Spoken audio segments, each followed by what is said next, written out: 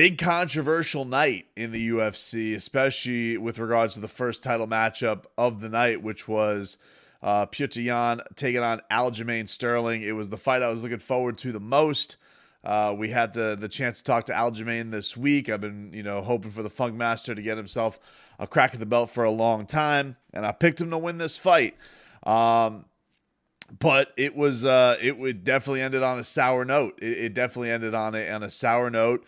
For those who didn't see it last night, I'm sure you've seen the headlines of it, but Yan in the midst of the fourth round, where things really were turning the direction of, he was looking like he was about to close the show. In my card, he was up 2-1. He was on his way to being up 3-1.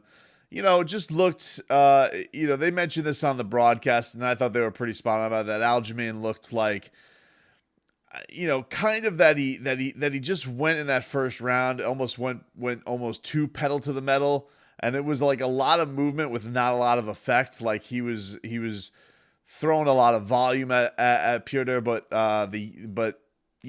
got a couple knees through, never really got a takedown, never really, Yan wasn't engaging at all in ground stuff. And then just everything that Yan did was efficient. I didn't even give him that first round because he knocked him down at one point. He had the biggest shot of the round, even with all that said. I did think that Aljo was able to get the second round because Yan didn't really land anything. Aljamain was very busy. And then the third round hits up, and Yan's his striking was crisp. He was outland. It was the first round. He was starting to outland Aljo. He was hitting with these leg kicks. He was getting these trip takedowns that were really easy for him. And Sterling looked like he was getting in his head a little bit. He was still in the fight, but you could tell that he was getting a little bit demoralized, I think, especially with his inability to really take Yan down with any separation from the cage. Like, he got him in some clinch work that was, I think, effective from not getting struck, but he really didn't have any offense to put throughout. Then the fourth round goes about, and it is starting to, Yan is starting to find his range. He's getting a lot of straight shots down the pipe on Aljamain Sterling, who's really just kind of coming forward. His movement is less fluid. He's not going from side to side as much. And so they end up in this weird takedown position. And, they were kind of playing. Here's the thing. They were kind of in this game all fight of Aljamain ended up on the ground a lot. And sometimes it wasn't even takedown. Sometimes he was doing a lot of spins, his Funk Master thing, spinning elbows, spinning kicks.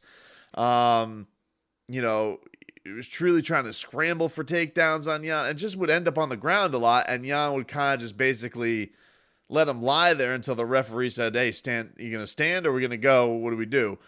And I think Yan was getting a little bit frustrated with it. I'm not making excuses, trust me. I'm going to give him his criticism in a second, but I think I'm trying to figure out what the hell happened that inevitably led to the end of this fight. But Yan, I think, was maybe getting a little bit frustrated that Aljamain was always in this come on down to the ground thing, and he would hit him with some kicks. He was doing some axe kicks that almost, hit the sternum of Aljamain.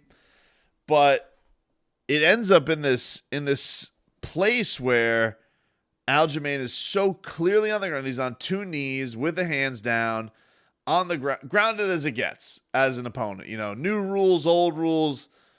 Because it was one of those things where when you saw it happen, he got boom, kneed right in the face. And I immediately shouted at my television, "You can't do that." Not that anybody was there to hear me, but I was just like, "You can't do that." And the referee stops it. And Aljamain had to be in a lot of pain. He first of all got blasted right in the face in a round that he was already getting pummeled in. And you take a blast like that anytime, a knee. We've seen what that weapon can do to people when you're able to defend yourself. When you're defenseless, you almost want to be like Dave Lamont. He's defenseless. But this was as blatant as it gets from Petr Yan, like inexplicably bad with this knee to Aljamain Sterling's face. And you can see right away Aljamain is in a great deal of pain. He's not getting up. He's very foggy. They bring in the official. He's trying to like stand up. He stands up at one point. He doesn't feel good. He lies down and says that feels a little bit better because he's clearly concussed. And the official brings in the doctor. The doctor and them talk briefly, and they wave it off. Now, the thing that's interesting about it, immediately they say in the midst of all the chaos, is that the official told Yan he is downed. So that is an intentional illegal strike. It's not unintentional. Where if it was unintentional, I believe they would have gone to the scorecards. If it's an intentional foul like that, that's disqualification loss on the spot of Petr Yan. So Aljamain's going to win the belt if he wants to continue. This isn't even a case of he's able to go on and it's going to be a no contest or it's going to be a DQ, belt doesn't change hands like WWE style. It's not like that. You lose. You lose the belt. You lose the fight, you lose the belt. And so it's a really crappy spot for Aljamain because nobody wants to win the belts like that. You're not a guy who has been fighting his whole career, has been looking to get to this moment, has been looking to everything he worked for, bled for, trained for. Nobody wants to win the title like that. And, somehow you have a moment like that. Like you already have, jackass call-outs like Cody Garbrandt and TJ Dillashaw who are like, you better not take the belt with you. Or TJ Dillashaw, which is a great acting job, which is, funny coming from EPO boy, of telling people what they should do when the rules are broken. But the blame so squarely has to be put on Petr Yan. All of it. Not a shred has to go to Aljamain for not continuing that fight. You are the mother bleeping champion of the world. This is a sport that doesn't have many rules, okay? It's don't kick people in the nuts, don't gouge them in the eyes, and don't knee them or kick them when they're down. This is not like rocket science here. Like we've had vast debates. The biggest debate they can come up with is 3 points down or 4 points down. I think the biggest debate that they can come up with over the span of the sport because it has so few rules in regards to what you can and cannot do. You can't headbutt. I mean, like these are the rules of mixed martial arts. Have I gotten to 5 rules yet? And one of them everybody knows is you can't hit a downed opponent you can't kick or knee a downed opponent.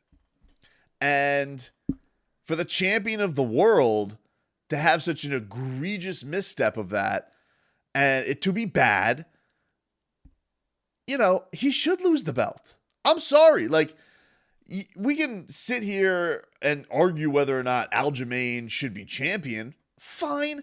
He doesn't want to be champion that way.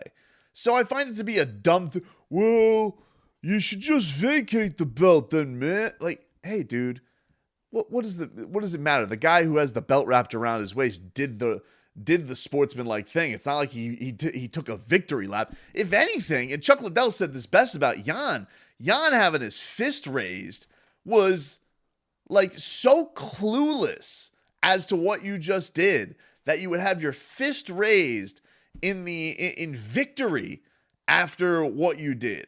Like, come on, man. And to the people who are saying Aljamain Sterling is looking for a way out, come on, dude. Are we serious about that? We really think that these guys, the toughest of the tough, they're looking for a way out when he's sitting there. First of all, I guarantee he didn't even know it when he stopped the fight because he's sitting there bawling his eyes out because everything that he worked for ended like that, and he's sobbing into the octagon in front of the world to see. And yet people are sitting here complaining about whether or not that guy is the real. He doesn't see himself as the real champion. He doesn't see himself as undisputed. This is the only thing that's undisputed right now is that Petr Yan is the undisputed jackass of the UFC because he completely pissed away his championship with just such a blatant break of the rules. It's dumb. It was dumb. And, it is really intolerable. It should have been done the way that it is. Because, again, we're not talking about a sport that has a ton of rules. This is not boxing. This is not rabbit punches. Don't punch behind the head. Don't hold and hit. Don't all these scientific ways that you want to correctly punch somebody. It really is. Don't hit the eyes. Don't hit the nuts. Don't punch. Don't kick or knee a downed opponent. That's it. Otherwise, don't headbutt. Then have at it. Otherwise, human cockfighting. We're going at it. So, yeah, there obviously will be a rematch, which again goes to the idea of, you should lose the belt. He absolutely should lose the belt. He absolutely should. You think that guy should be champion after that? Like, that's what people think? You think that you should be allowed to do that and still be world champion? You should be allowed to, like, let me ask you this. Would it be different to people if it was a more disputed 2-2? Or if it was, let's say Aljamain was winning. We had the situation with Eddie Alvarez, Dustin Poirier, not too long ago, where Dustin was winning a fight against Eddie Alvarez, ended up taking an illegal knee, and I believe that was ruled a no contest because they ruled that inadvertent. But if it was more that situation where Aljamain was winning and was illegally kneed, would people think of it differently? Is it? I think part of this has to do with, you feel like Petr Yan was on his way to winning and he was on his way to victory. But hold on. Like, it's not like Aljo hadn't taken some big bombs in that fight already. It's not like Aljamain Sterling hadn't toughed through some stuff already. And he has an entire round left to finish the fight. Do I think he does it via knockout? No. But is it possible that Aljamain Sterling could boa constrict his way around some way to submit Petr Yan? Yeah, it's possible. Not probable. It's possible. And if you take that opportunity away because you don't know the damn rules of mixed martial arts, that's on you. You're the world champion. You're the world champion. And you don't know what to do. And then there's these accusations from that the corner was even telling him, do it. Jesus. So, yeah, I don't come out of last night with a lot of sympathy for Petr Yan. I don't. He'll get his crack again. He'll get another shot at the belt. They'll obviously do a rematch. He Victor Drago'd him. This is Creed 2 all over again. Winning the fight clearly. He hits a downed Adonis Creed, and we move on to the rematch. So we'll see what happens for Aljamain.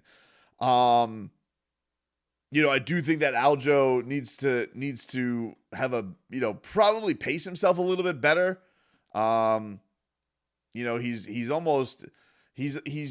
was throwing way too much because I did pick Aljo to win the fight. I mean, if you want to go to the parts of the fight that weren't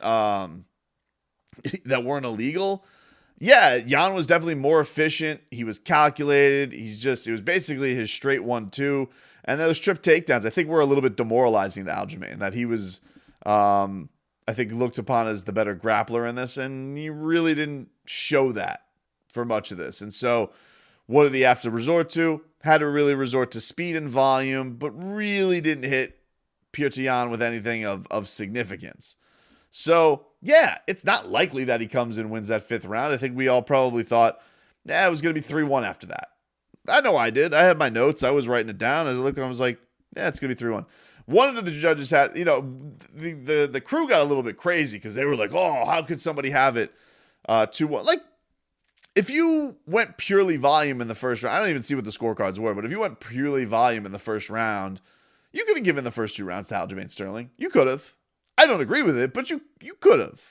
You gotta know, like, this was happening in the main event, which we'll get to a little bit later on, but like, there's such a narrative sometimes that's built with broadcasting that things seem more outrageous than they really are. And yeah, Aljamain, like, if you're a person who went with volume or amount of strikes, or pace or octagon control, yeah, Aljamain Sterling won that first round.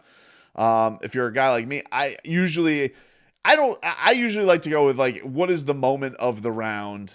What seems like it really swung it? Typically a knockdown blow like that wins a round for me,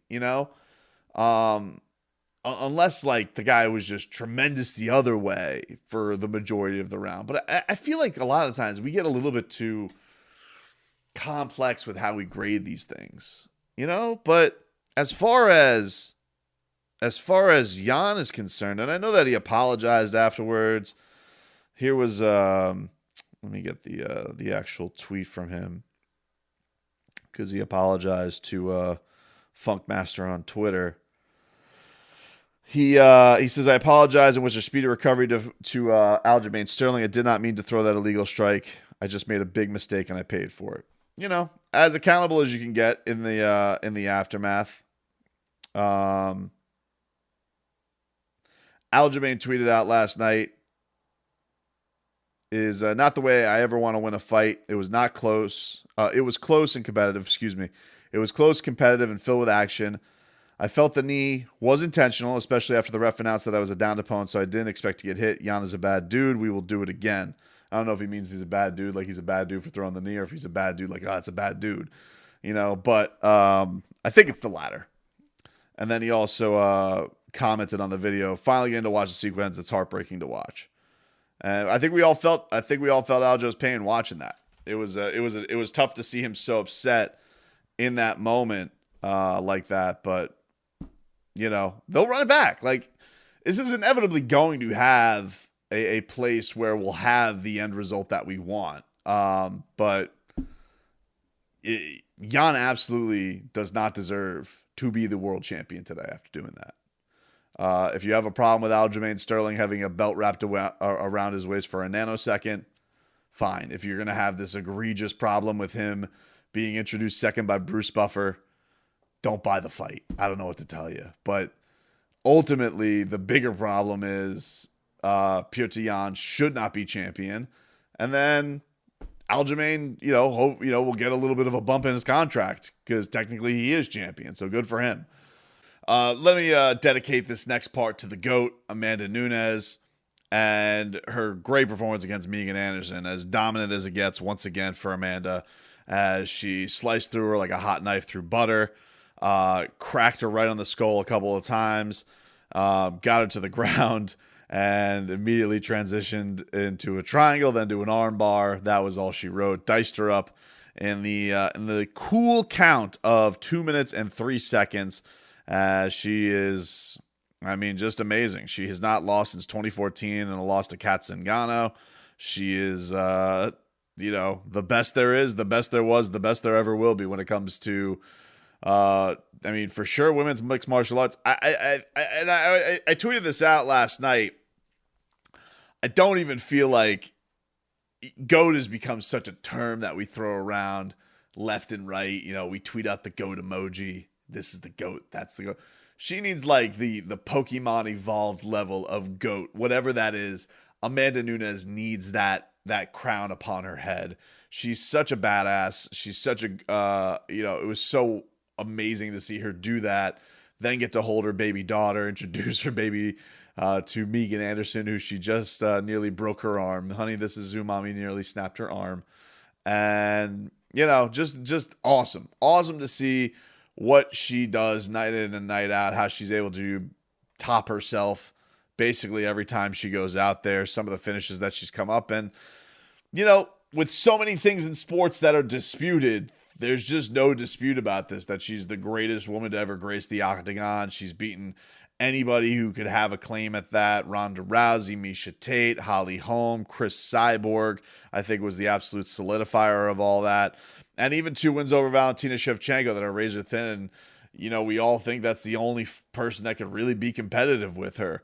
Even though Valentina's found her niche. She's found her smaller weight class where she's probably better off and probably is the difference. I think, as we'll get into in the main event, sometimes size matters in fighting.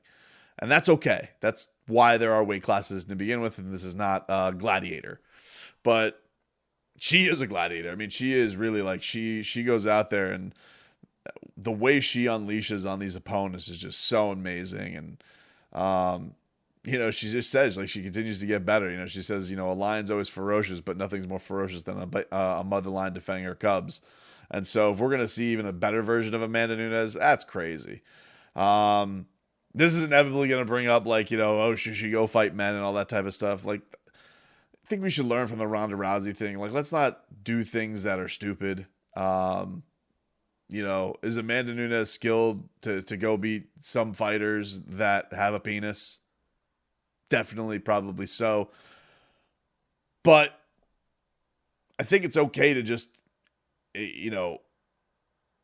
celebrate how great she is in the places, in what she's done on her resume by itself. And really, what should really be the thing that is the biggest nod to her is just saying, like, yeah, she's just one of the best pound for pound fighters of all time. This is not one that has to be genderfied. You don't have to go and say, oh, she's one of the greatest female fighters of all time. Just put her amongst everybody.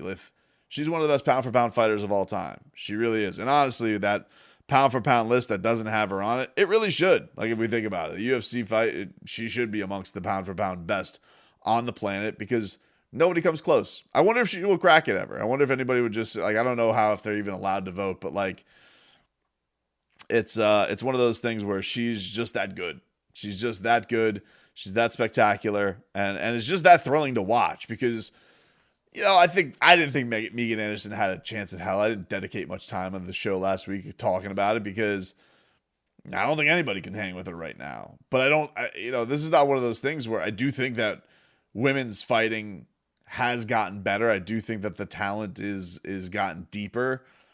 But there is such a level to where Amanda is compared to everybody else because Amanda's still of that old era as well. Like, she was still there on the ground floor where Ronda Rousey was exploding and taking over, and women's fighting was becoming such a big deal. And she's the best. And the thing that was interesting, I had somebody say last night, oh, she should go over to boxing. Once you have this many colleges, people are coming up with just wacky stuff. Have her fight Clarissa Shields. Maybe she will one day, but it's gonna be Clarissa Shields. Like, the only reason you would do Clarissa Shields in boxing is to hope that Clarissa Shields has a prayer, because if it's a money thing, Clarissa Shields was just fighting this past weekend on Fight TV. And no disrespect to the people at Fight TV, but it's not one of the major boxing networks. This is the greatest or the best women's boxer on the planet, and not on a network. So, there's a reason that Clarissa Shields wants to make the transition to mixed martial arts. They're treated better. They're treated better. The fights are the same. Women's boxing, it's 2-minute rounds. They find that there's a reason not to pay him as much, as if anybody cares. You wouldn't, we just watched Mike Tyson fight 2-minute rounds and everybody loved it. But Clarissa Shields does it. They find it as a reason not to pay her as much. No, the top dog, this is not like boxing where, like, Teofimo Lopez is going to make $4 million to fight George Kambosos, and no UFC fighter could even dream about making that kind of money unless you're fighting Conor McGregor. Women's mixed martial arts is the top combat sport. It is. So for her, there's no reason for her to cross over to sports. People need to cross over to come see her. That's what the freak show is. She's the A side on that, if you will. And I think, and that's not a knock on, like, Clarissa Shields. I love Clarissa Shields, but for whatever reason, boxing just doesn't get behind their women like the UFC does. They just don't. Which is crazy for a sport that, what are we talking, 8 years ago, didn't want them in the sport at all. Crazy. Well, not in the sport, in the promotion, I should say. Strikeforce still had women. As far as the main event is concerned, let's switch on over to that. So, Jan Błachowicz, he was defending his light heavyweight title against Israel Adesanya. And the last Stylebender was moving up in weight. He weighed in at a cool 200.5 pounds for this matchup and was trying to become a simultaneous champion. And it was above for a couple of one. It was like, I wish you would have done this when Jon Jones was in the division. You guys hate each other like poison. And that's what we wanted to see.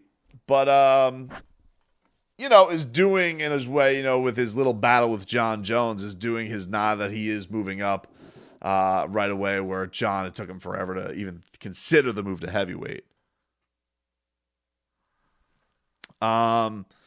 But I gotta be honest with you. Like, I told you last week, my pick was Izzy to win. So I did pick Izzy to win. I did think that he was going to win the fight. I thought that he would have gotten a way to get this decision.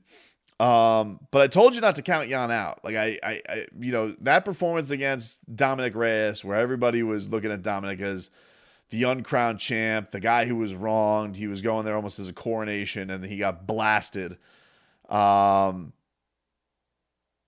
thought that I really thought that it would be a mistake to count out Yan in this performance. Now, he didn't go even win it the way I thought he would. I was just thinking like, yeah, I mean, you're telling me that it's crazy as he just runs into something hot, a big powerful shot. Nah, I wasn't gonna rule that. The way he went about and won it, where he was getting the takedowns and was dominating on top and was very active on top and really used that weight. It was just smart. It was just smart on Jan's from Jan's game planning, because I do think that Izzy was faster on the feet. I did think I tell you this, the thing that I thought was a misstep from the coverage from Rogan, who I don't think is as good as he used to be. DC I think is the best in the business. And I don't even think they use it enough on the nights where they have Rogan and DC, because they really let them dominate the call. And I get why. They're Rogan's super famous, and so when he's on a broadcast, they like to make it a special thing. Which I'm not saying is a bad. He's been there forever. I get it. I get it. I'm not here to dump on Joe Rogan. But I did think that their perception of the fight was wrong. Like they were looking at this as a fight where they thought that Yan was very, very behind, just because he was biting on feints, that he was biting on all of Izzy's moves. And I just looked at it as like, well, I think he kind of has to. Like, you have to respect a guy like Israel Adesanya. You have to respect everything that he may attempt to throw, and eventually hope that you're going to come back with your own stuff, which he was. It's not like he was doing that like Yoel Romero, where Yoel Romero was just shut up the entire time and really didn't fire back and was waiting for one bomb. No, Yan was throwing back. He was throwing back kicks to the body. He was throwing jabs. He was throwing stuff every now and then. Wasn't all landing. Izzy's a very good defensive fighter. But you would come back and you would see these numbers and you were acting like Izzy was outstriking him like 40-12. And you'd come back and Yan was outstriking him every single round. So I just thought that their thought of it in that fight was off, because I thought that Izzy took the first round, but it was a pretty meek round. Like, it was just classic two guys, one guy's a power striker, one guy's a speed striker, feeling each other out. Izzy was hitting some leg kicks, but it was pretty even. And I think Yan ended up getting more strikes on that. I think he ended up outstriking like 16-10. So it's a coin toss. Some judges nod to the champ. Who knows? Round two, I thought that was pretty clearly a Yan round. I thought that Yan definitely took round one, hit him with some combinations, hit him with a strong right hand, got him in the clinch at one point. Izzy eye poked him, nut shot him one time. That was kind of it. 3 was where Izzy really had his best round. Like, they kept acting like Izzy was dominating these first 3 rounds. I was like, nobody really took it over, and it was kind of even, and I could see Yan taking it, and the stats bared that out. 3 was the one where Izzy really seemed like he was swinging it, because Yan was going for his first takedown. He ended up in a sprawl as he sprung up, hit him with a big shot that caught Yan off balance. Probably looked a little bit worse than it was, but there wasn't much action at that point. It was definitely the biggest shot of the fight. And so at this point, they're like, oh, man, well, Izzy's probably up 3-0 at this point. And I was like, I think it's 2-1. I think it's 2-1, but they acted like this was this huge thing. And they kept, like Joe Rogan said, I remember after round 2, he was like, oh, Izzy is getting out. Izzy is outstriking him. Well, he's outstriking. He made this note, well, Izzy's outstriking. And he wasn't. Round 3, though, it did look like Izzy was finding his comfort zone. He was getting more comfortable. He was finding his range. But still, like, didn't really turn up the juice at any point in this fight. Like, really was at that. It wasn't like the Paulo Costa fight where once he had him, he pounced and was unloading on him. Like, he still respected Yan very much, worried about that power, knew about the takedown probability. And that's really where the fight swung. I mean, you got to the fourth round and there was like 3 minutes left in the fourth round and he took him down.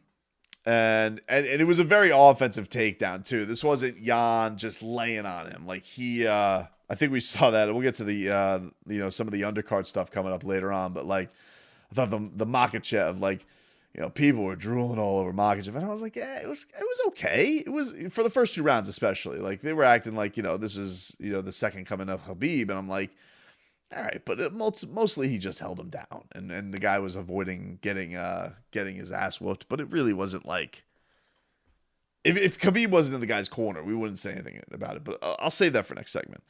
With Yan was being very offensive. He was looking for shots.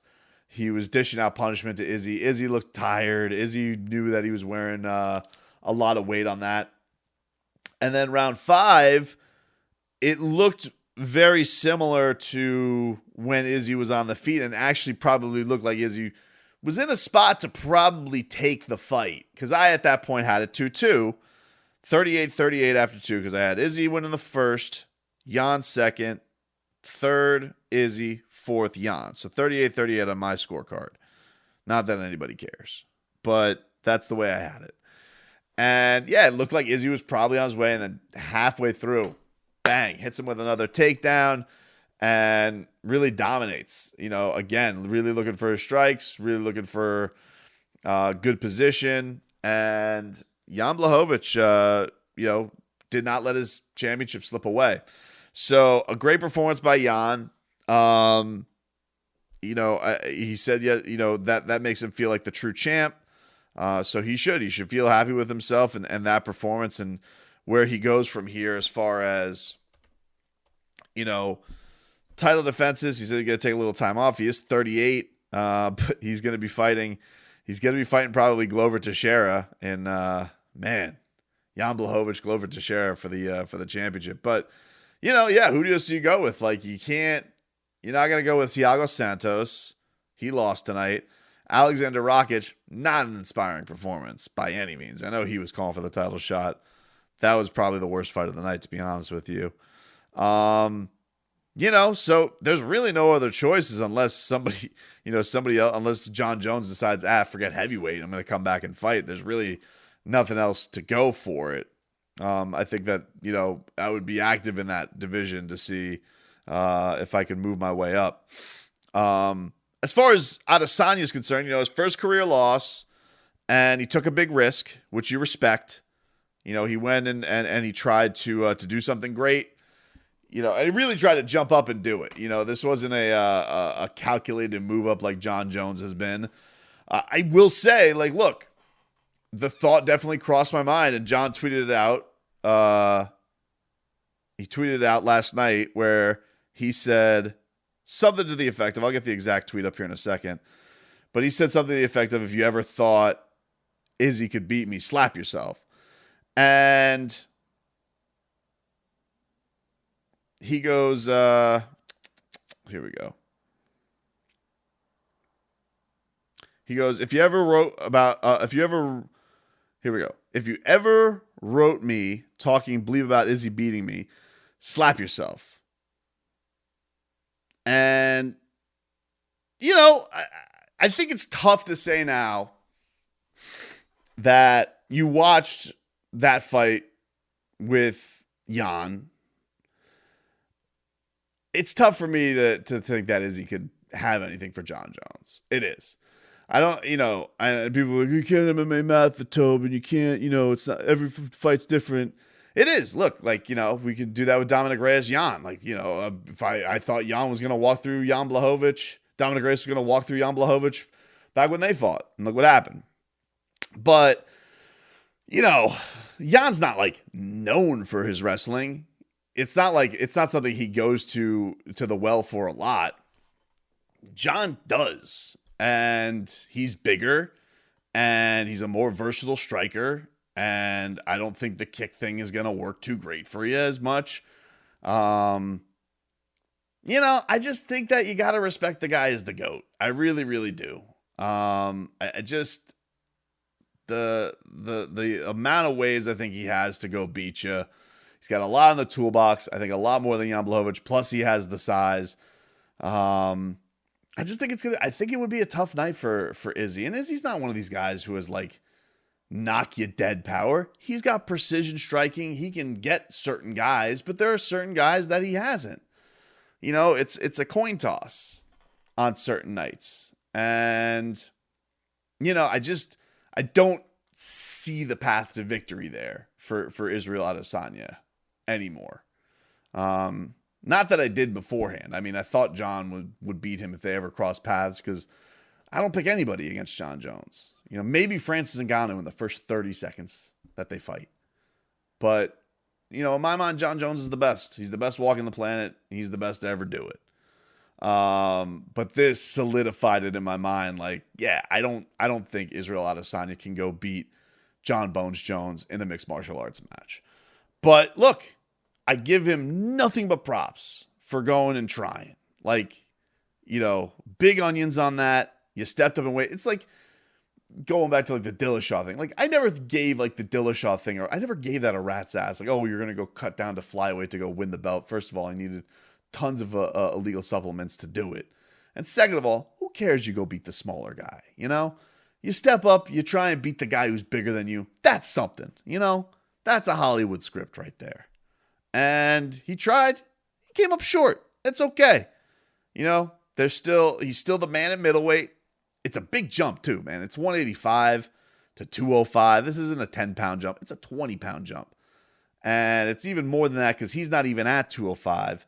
And then the guy he's fighting's blowing up even bigger. So it's a big discrepancy. And sometimes size matters. It does. Sorry to tell you, fellas. Sometimes it matters. But for him, he goes down to middleweight. Still some fun fights there. He's a fun champion. And, Jan Błachowicz gets his respect.